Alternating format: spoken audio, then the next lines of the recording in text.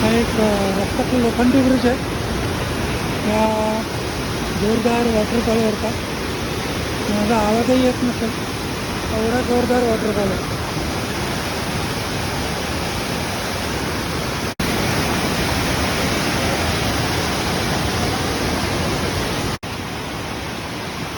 हा एक अजून एक लोखंडी ब्रिज आहे, तो क्रॉस करतो. म्हणजे खाली इथे सुंदर धबधबा आहे.